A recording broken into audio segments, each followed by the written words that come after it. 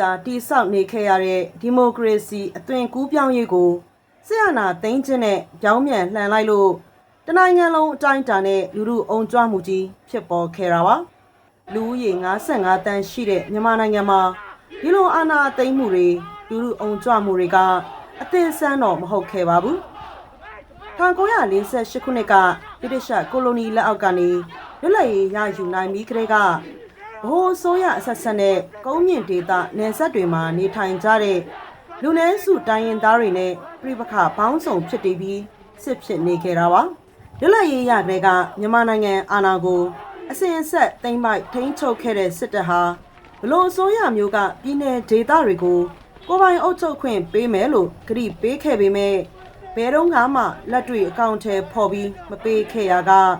တိုင်းရင်းသားလက်နက်ကိုင်တပ်တွေနဲ့မြန်မာစစ်တပ်ဟာခင်းဆက်ဆက်တိုက်ပွဲတွေဖြစ်နေခဲ့လို့မြန်မာနိုင်ငံဟာပြည်တွင်းစစ်ကြီးဖြစ်နေခဲ့တာနှစ်ပေါင်း80ကာလထဲတောင်ရောက်ရှိနေခဲ့တာဖြစ်ပါတယ်။စောလူစီးတံမျိုးဆက်တံလင်တံမြင့်မဆွဲဆိုတဲ့ကာချင်းကိုသတိရမိစေပါရခင်ဗျာ။မြန်မာစစ်ကောင်းဆောင်ဆက်ဆက်ဟာနိုင်ငံရဲ့လူမှုရေးနိုင်ငံရေးနယ်ပယ်အားလုံးကိုဆယ်စုနှစ်6ခုကြာတင်းကျပ်စွာချုံနှောင်ထိန်းချုပ်ပြီးတဘာဝအရင်းမြစ်ထုတ်ယူခြင်းမှသည်ဘီယာထုတ်လို့ရောင်းချခွင့်အထိပါလက်ဝတ်ကြီးအုပ်သိမ်းပိုက်ရင်နိုင်ငံရဲ့မဟာစီးပွားရေးအင်ပါယာကြီးတစ်ခုကိုလည်းထိန်းချုပ်သိမ်းပိုက်ထားခဲ့ပါတယ်။တရုတ်နဲ့ရုရှားတို့ကရောင်းချပေးနေတဲ့လက်နက်တွေကြောင့်ဒီနေ့မြန်မာစစ်တပ်ဟာဖိုက်တာဂျက်လေယာဉ်တွေတိုက်ခိုက်ရေးဟန်ရင်တွေတင်ကားတွေဒရုန်းတွေများစွာကိုပြည်ရင်းစစ်မှာအသုံးပြုနေနိုင်ပါပြီဒီလိုအင်အားကြီးတက်ကြီးကိုဒီကနေ့တွန်းလှန်တိုက်ခိုက်နေသူတွေကတစ်ချိန်လုံးကငြိမ်းချမ်းစွာနဲ့ဒီမိုကရေစီရာရေးဆိုင်းဘုတ်တွေကိုသာကိုင်ဆောင်ဆန္ဒပြုသူတွေပါပဲလွန်ရောကြုံရောသူတို့ကိုင်ဆွဲခဲ့တဲ့လက်နက်ဆိုတာကလောက်လေးกว่าလောက်ပဲရှိခဲ့တာပါဒီလိုငြိမ်းချမ်းစွာဆန္ဒပြသူတွေကိုသွေးချောင်းစီးစေတဲ့နှိမ်နှင်းတပ်ဖြတ်မှုတွေနဲ့ချေမုံရာကဆန္ဒပြသူတွေဟာနယ်စပ်ဒေသတွေမှာရှိတဲ့အတွေ့အကြုံချင်းတိုင်းရင်းသားလက်နက်ကိုင်နယ်မြေတွေကိုသွားပြီးတိုက်ခိုက်ရေးတင်နန်းတွေတက်ရရလက်နက်ကိုင်ဆွဲတော်လှန်ရာက2021ဆီယနာသိမ်းမှုအပြီးဒီမိုကရေစီတိုက်ပွဲဝင်ပြည်သူလူထုရဲ့တော်လှန်ရေးနဲ့ဆယ်စုနှစ်များစွာကိုယ်ပိုင်အုပ်ချုပ်ခွင့်ရဖို့တော်လှန်တိုက်ပွဲဝင်ခဲ့တဲ့တိုင်းရင်းသားလက်နက်ကိုင်အုပ်စုတွေပူးပေါင်းမှုကြီးဖြစ်တည်လာခဲ့ပါတယ်။နှစ်တော်လေးကြာလာတော့မြန်မာသမိုင်းမှာမရှိခဲ့ဘူးတဲ့ကျဲပြတ်တဲ့ဒေါ်လာမှုကြီးကနေမြန်မာစစ်တပ်အလဲလဲပြိုပြိုဖြစ်ပြီးခုခံစစ်အသွင်ပြန်ရောက်သွားတော့မြန်မာစစ်တပ်အသက်ဆက်နိုင်ပါတော့မလားလို့တန်တရားတွေပိုခိုင်မာလာခဲ့ပါတယ်။ဘလောက်ထိလဲဆိုရင်တိုင်းရင်းသားလက်နက်ကိုင်နဲ့ပြည်သူဒေါ်လာရေးတပ်တွေပူးပေါင်းတိုက်ခိုက်မှုကြောင့်မြန်မာစစ်တပ်ဟာနိုင်ငံရဲ့20%ကျော်လောက်ကိုသာထိန်းချုပ်နိုင်တဲ့အဆင့်ထိရောက်သွားခဲ့ရပါတယ်။ဒါပေမဲ့နေပြည်တော်မန္တလေးနဲ့ရန်ကုန်လိုမြို့ကြီးတွေကိုတော့မြန်မာစစ်တပ်ကဆက်ပြီးထိန်းချုပ်ထားနိုင်ဆဲပါ။တစ်တုံညာနှစ်ခွန်စစ်စင်ရေးကြီးအပြီးမြန်မာစစ်တပ်လဲပြိုလို့နှီးပါကြာရှုံးသွားခဲ့ရမှုကိုကြည့်ပြီးမြန်မာနိုင်ငံမှာဆီယနာရှင်စနစ်ကြီးချုပ်ငိမ့်တော့မယ်လို့ပြည်သူတွေထင်မြင်လာပြီးဝမ်းသာခဲ့ကြရပါတယ်။ဒါပေမဲ့လည်းလက်ရှိမှာတော့တရုတ်ရဲ့ဝင်းရောက်အကြက်ကိုင်းချဲလဲခြင်းနဲ့တော်လန်အုပ်စုတွေကြားဂိုင်းကနများကွဲလွဲလာတာရဲ့ရက်ဆက်ကြမ်းကြုတ်တဲ့မြန်မာစစ်တပ်ရဲ့အစုလိုက်အပြုံလိုက်တပ်ဖြတ်မှုတွေကြားမှာမင်းအောင်လှိုင်ရဲ့စစ်တပ်ဟာအသာရတဲ့ဘက်ကိုပြန်ရောက်ရှိသလိုဖြစ်လာနေပါပြီ။ဘလို့ဖြစ်ဖြစ်ပြည်ရင်းစစ်ပွဲကြီးကတော့ဆက်ပြီးရှေ့လျားစွာနဲ့တည်ရှိနေဦးမှာပါ။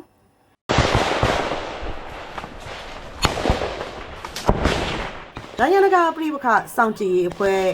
ACLED က2021ခုနှစ်ဆီယနာသိမ်းပြီးနောက်ဖြစ်ပွားတဲ့ပြည်ရင်းစစ်ကြီးမှာမြန်မာစစ်တပ်ဘက်ရောတော်လှန်ရေးတပ်တွေဘက်ပါတေဆုံးမှုဖြန်းမြ9,600,000 ကျော်ရှိတယ်လို့ထုတ်ပြန်ခဲ့ပါတယ်။ကုလသမဂ္ဂထုတ်ပြန်ချက်မှာ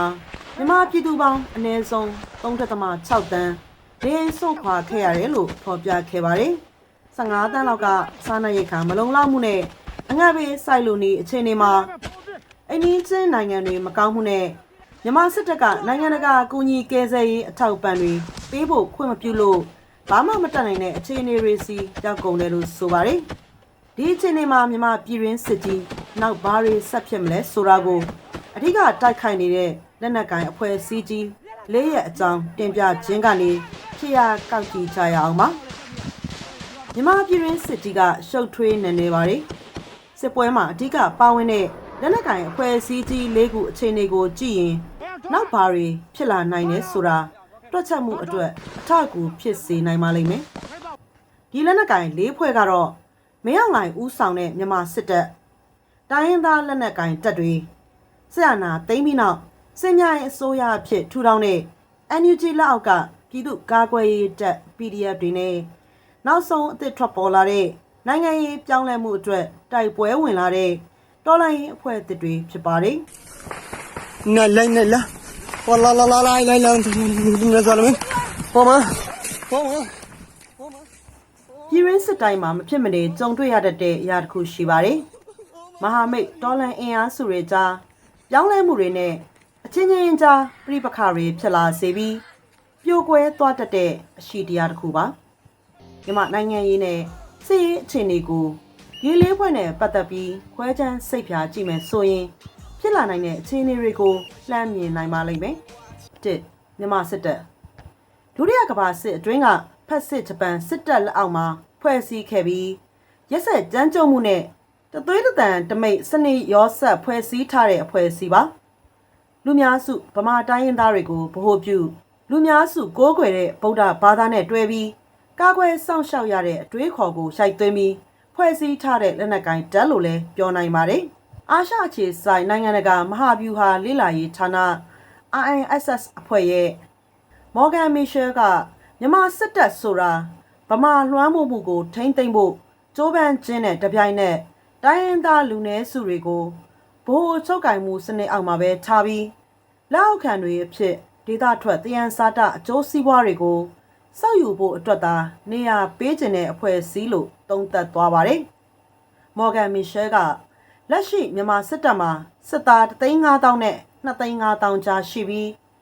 စစ်မှုမထမ်းမနေရစနစ်ပြဋ္ဌာန်းအပြီးနောက်ထပ်စစ်ရင်အား3သိန်းထပ်အင်အားဖြည့်တင်းထားနိုင်တယ်လို့လည်းတွက်ဆထားပါတယ်။အထူးသဖြင့်132ခွန်စစ်စင်ရေးမှာအရှုံးကြီးရှုံးပြီးနောက်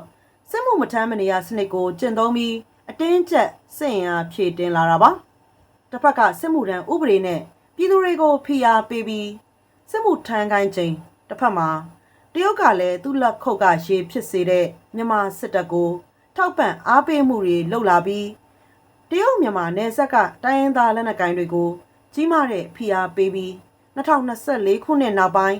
တာယူရရှိခဲ့တဲ့နယ်မြေတွေကိုမြန်မာစစ်တပ်ကိုပြန်ပေးခိုင်းနေခဲ့ပါတယ်။ PDF တွေနဲ့ပေါင်းတိုက်လို့ရခဲ့တဲ့နယ်မြေများစွာကိုစစ်မှုထမ်းအသစ်တွေကိုလူသားတိုင်းလုံးတစ်ဖက်ကတရုတ်ဩဇာနဲ့ဖိအားပေးမှုကိုလည်းမလွန်ဆန်နိုင်ခဲ့တဲ့အတွက်နယ်မြေတွေကိုပြန်ပေးနေရပါပြီ။တော်လိုင်းတပ်တွေမရှိမဖြစ်လိုအပ်တဲ့လက်နက်တွေကိုဒီတိုင်းရင်းသားလက်နက်ကိုင်တွေစီကပဲအထက်ကစီးဝင်နေတာတွေကိုလည်းတားဆီးပိတ်ပင်ရှော့ချလိုက်ပါတယ်။ drone ပါဝင်စစ်ရေးနီးစနစ်ပိုင်းအားသာချက်တွေကိုမြန်မာစစ်တပ်စီထောက်ပံ့ပေးခြင်းနဲ့အတူမင်းအောင်လှိုင်တပ်တွေဟာလက်လွတ်ခဲ့ရတဲ့နယ်မြေတွေကိုတဖြည်းဖြည်းချင်းပြန်ချေကုပ်ယူသိမ်းပိုက်လာနိုင်တယ်လို့မော်ဂန်မီရှယ်ကဆက်လက်သုံးသပ်ပြောဆိုပါတယ်။မြန်မာစစ်တပ်ကိုထောက်လှမ်းရေးချက်လက်တွေပေးပို့ပေးခြင်းကနေသူတို့ဟာရင်လုံးမဟုတ်တော့ပဲလေကြောင်းတိုက်ခိုက်မှုတွေမှာလူပုဂ္ဂိုလ်ပိုင်းဆိုင်ရာအခြေခံအဆောက်အုံပိုင်းဆိုင်ရာအဓိကထောက်ပို့ဆိုင်ရာပြစ်မှတ်တွေကိုပြစ်မှတ်ထားတိုက်ခိုက်လာနိုင်ပြီးတစ်ဖက်မှာတော်လိုင်းတပ်ဖွဲ့တွေအကြားမှာလည်းစူးစီးမှုပြူလဲလာခြင်းဟာမြန်မာစစ်တပ်ကိုတိုက်ခိုက်ရေးဘိုင်းတွေမှာအင်အားရုပ်ရော့လာစေပြီလို့လည်းမော်ဂန်မီရှယ်ကထောက်ပြပြောဆိုပါတယ်။အတိုက်ခံတော်လိုင်းရေးဘက်တော်သားတွေဟာမဟာဗျူဟာမြောက်တဲ့တိုးတက်ပြောင်းလဲမှုတွေကိုမလုံဆောင်နိုင်ခဲ့ကြလို့ရှေ့မတိုးနိုင်ဖြစ်နေရတာလို့လည်းမော်ဂန်မီရှယ်ကတော်လှန်တပ်တွေရဲ့အားနည်းချက်ကိုထောက်ပြပါတယ်။ဒါပေမဲ့မြန်မာစစ်တပ်ဆိုတာဝါဒအရစီးလုံးညီညွတ်မှုအမြဲရှိရမယ်လို့ပြဋ္ဌာန်းပေမဲ့မရောက်နိုင်ပေါ်စစ်တပ်အတွင်းပိုင်းကပဲနှက်ဆိုင်တဲ့မကျေနပ်မှုတွေရှိနေခြင်းကနေမြမပြည်ရင်လမ်းကြောင်းပြောင်းလဲလာနိုင်မှုလည်းရှိနေတယ်လို့မြမစစ်တပ်ပြိုကွဲနိုင်ခြေကိုလည်းမော်ဂန်မီရှယ်ကခန့်မှန်းတွက်ချက်ပြခဲ့ပါတယ်။2021ခုနှစ်အာဏာသိမ်းမှုကိုလမ်းပေါ်ထွက်ငြိမ်းချမ်းစွာဆန္ဒပြရာကနေတ သွေးကြောင်စီနှိမ်နှင်းခံရပြီးလက်နက်ကင်ခဲ့ရတဲ့လူငယ်များစွာဟာတိုက်ခိုက်အောင်နိုင်မှုတွေကိုမျိုးသားပိုင်းအဖြစ်သိမ်းယူကြရပါတယ်။ PDF တွေဟာခုခံတော်လှန်တပ်တွေအဖြစ်ဖွဲ့စည်းကြပြီးမြန်မာနိုင်ငံအလဲပိုင်းဒေသတောင်ပိုင်းဒေသတွေကနယ်မြေတွေကိုတိုက်ခိုက်သိမ်းပိုက်နိုင်ခဲ့ကြပါတယ်။တခြားသောများပြားလာတဲ့လူငယ်တွေဟာဒီလိုတိုက်ပွဲဝင်နိုင်ရေးအတွက်တိုင်းရင်းသားလက်နက်ကိုင်စစ်တပ်တွေဥဆောင်မှုအောက်မှာလေ့ကျင့်ကြလက်နက်တွေရှာဖွေရင်းရတဲ့နီးလန်းနဲ့မြန်မာစစ်တပ်ကိုတိုက်ခိုက်နေကြရပါတယ်။ PDF တပ်တွေဟာမူအားဖြင့် NUG ရဲ့ဦးဆောင်လမ်းညွှန်မှုအောက်မှာတိုက်ပွဲဝင်ကြရပါတယ်။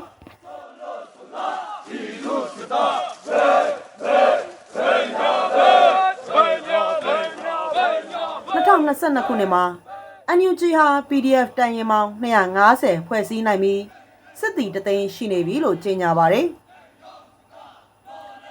လက်နက်ကင်ပြည်ပခတီနေယာနဲ့ဖြစ်ရအချက်လက်များပြုစုရေးအဖွဲ့ ACLED ရဲ့အာရှပစိဖိတ်ဒေသဆိုင်ရာစီနီယာလေလာသုံးသက်သူစုမွန်က NUG ပြောတဲ့စစ်တီတသိန်းဆိုတာတိုက်ခိုက်ရေးစစ်တီကြီးတသက်ကိုပြောတာမဟုတ်ပဲတိုက်ပွဲမှာမပါဝင်တဲ့တခြားအဖွဲ့ဝင်မျိုးစုံကိုပါထည့်သွင်းတွက်ချက်တာဖြစ်မယ်လို့ဆိုပါတယ်။ကြာဆုံးမှုများနေတာစစ်သားအသစ်ထပ်ဆုစားမှုအားနည်းလာတာတိုင်းရင်းသားလက်နက်ကိုင်တပ်တွေလက်အောက်မှာပဲဆက်ရှိနေတဲ့စစ်တီတွေကြောင့်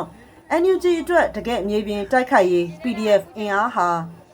တသိန်းမရှိပဲတဖြည်းဖြည်းအင်အားဆုံးရှုံးမှုတွေဖြစ်နေစေပြီလို့စုမွန်ကသုံးသပ်ပြောဆိုသွားပါတယ်။တကယ်တမ်းမှာလည်း PDF စစ်တီတွေအတွက်အဓိကလက်နက်ရင်းမြစ်ဟာမြန်မာစစ်တပ်ကိုတိုက်ခိုက်သိမ်းပိုက်ရာကရတဲ့လက်နက်တွေ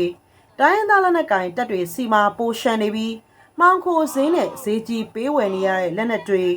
ဗတ်ပြောင်းခိုလုံလာတဲ့မြန်မာစစ်သားတွေစီကပါလာတဲ့လက်နက်တွေလောက်ကိုသာအထက်ကအားထားပြီးကိုင်ဆွဲနေရတာပါ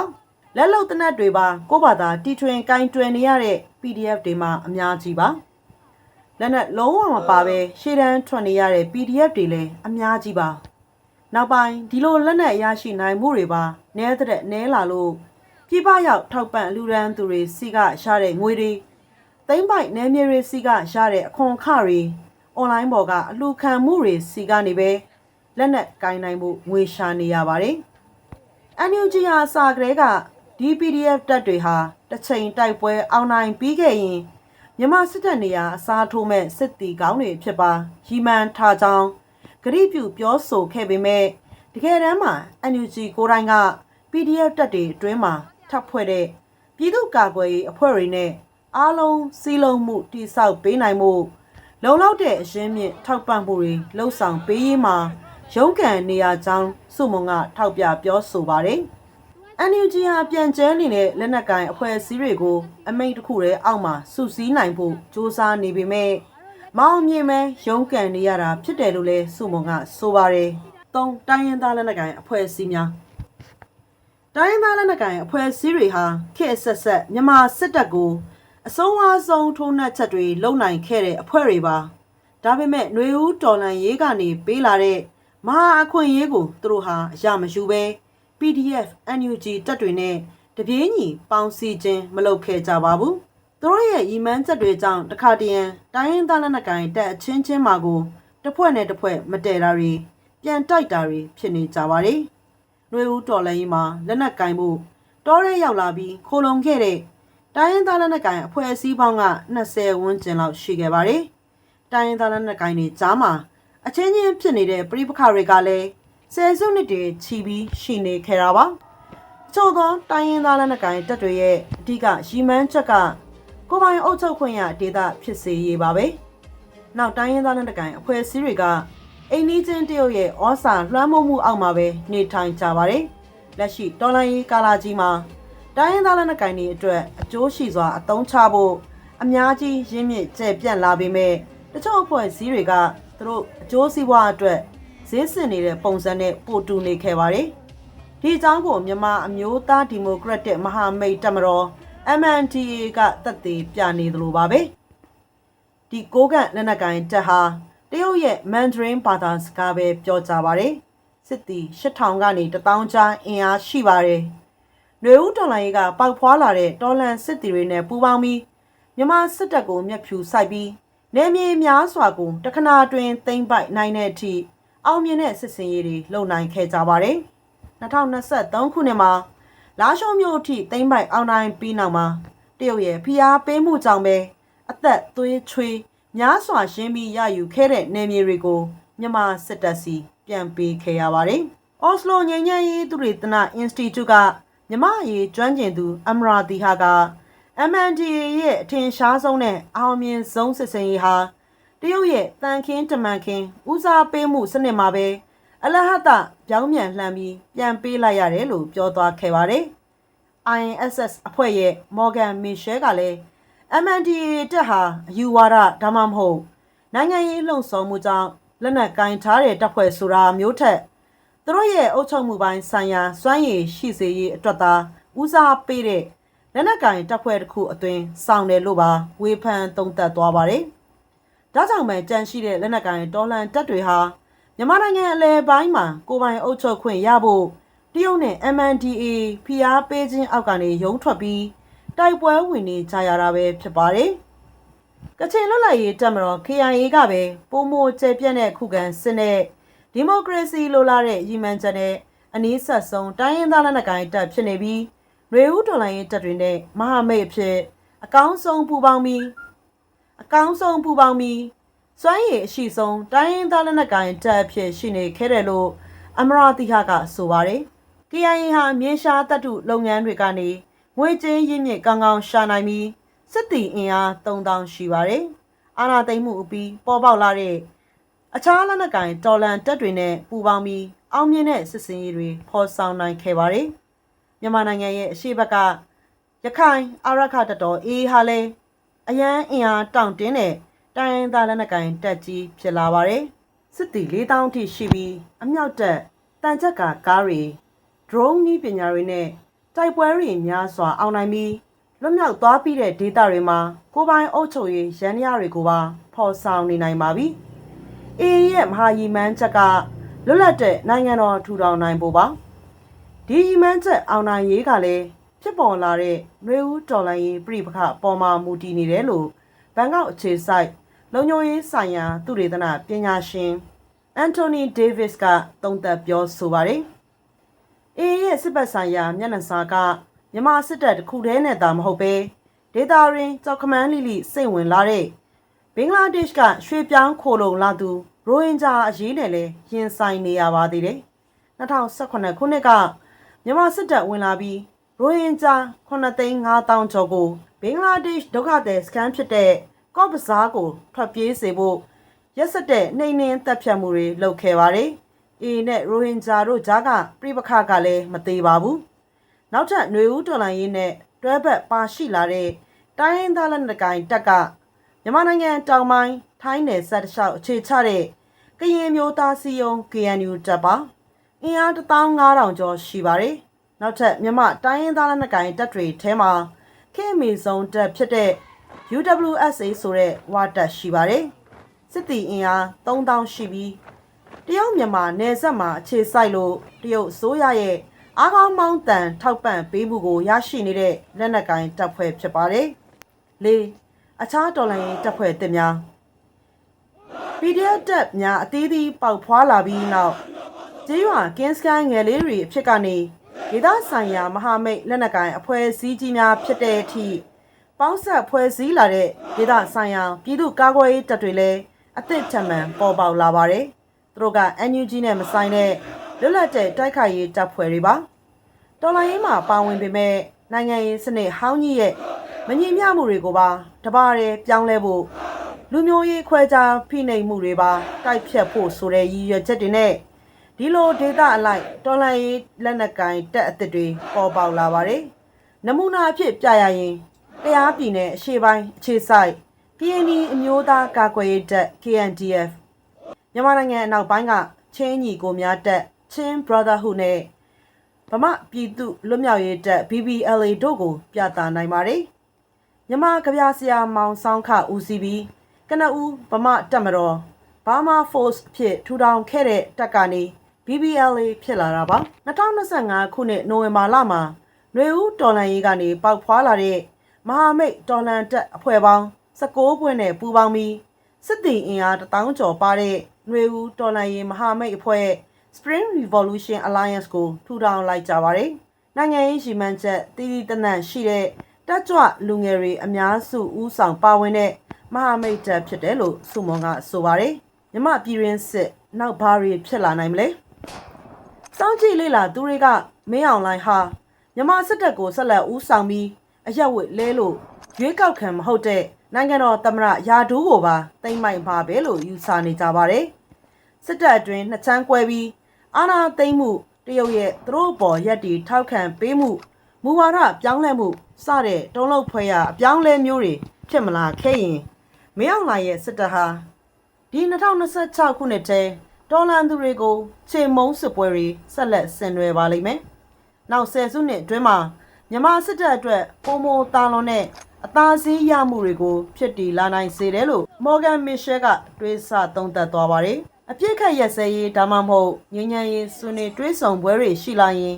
တော်လှန်အဖွဲ့အစည်းတွေကြားစီလုံးစွာနဲ့ပေါင်းစည်းနိုင်ရေးအတွက်အခွင့်အရေးအချိန်အခါမျိုးကိုရလာနိုင်ပါသေးတယ်။ဒီလိုမှမဟုတ်ရင်မင်းအောင်လှိုင်ရဲ့မြန်မာစစ်တပ်ဟာတော်လှန်တပ်တွေကိုဖိအားပေးပြီးမဖြစ်မနေဆွေးနွေးကြဆိုတဲ့နိုင်တဲ့စီးနှင်းဆက်ဆံမှုမျိုးနဲ့ဖိအားပေးလှုပ်ဆောင်လာနိုင်ပြီးတော်လှန်တပ်တွေရဲ့ယက်တီချက်တွေဟာလည်းအခြေအနေအဖက်ဖက်ကြောင့်ယိုယွင်းသွားမှာပါလို့မော်ဂန်မစ်ရှယ်ကမြန်မာပြည်ရင်းစစ်နောက်10စုနှစ်တခုအတွင်းဘာတွေဖြစ်လာနိုင်သလဲဆိုတဲ့အကြောင်းသူ့အမြင်ကိုထုတ်ဖော်ပြောဆိုသွားပါတယ်။ပြည်သူတွေတရက်လုံးစီးပွားရေးအကျပ်တဲဆုံးအခြေအနေမှာမြန်မာစစ်တပ်ရဲ့ရက်စက်တဲ့ထိုးစစ်တွေနိုင်ငံရေးဆိုင်ရာဦးဆောင်မှုပိုင်းအားနည်းလွန်းနေတဲ့ NUG ရဲ့အခြေအနေတွေကြောင့် PDF တွေကြားအခက်အခဲတွေတင်းမာမှုတွေပိုများလာရလိမ့်မယ်လို့လည်းစုမွန်ကဆိုပါတယ်။ဖိအားများစွာနဲ့မလုံလောက်တဲ့ထောက်ပံ့မှုဦးဆောင်မှုမဲ့နေမှုတွေကြောင့်တချို့ PDF တပ်ရင်းတွေဟာလက်နက်စွန့်လွတ်သွားကြပြီးတိုးတက်ကောင်းမွန်တဲ့အဖွဲ့အစည်းဆိုင်ရာပံ့ပိုးမှုတွေအရင်းမြစ်တွေပြန်လည်ဖြစ်တင်းနိုင်စွမ်းရှိတဲ့ရန်ရာတွေမရှိနိုင်ရင်မြန်မာစစ်တပ်နေရာအစားထိုးဖို့ဆိုပြီးကြွေးကြော်ခဲ့တဲ့ PDF တပ်ဖွဲ့တွေဟာအချိန်ကြာလာတာနဲ့အမျှတဖြည်းဖြည်းအင်အားလျော့နေသွားနိုင်တဲ့အနေအကိုမြင်နေရတယ်လို့ပါစုမုံကထောက်ပြသွားပါတယ်။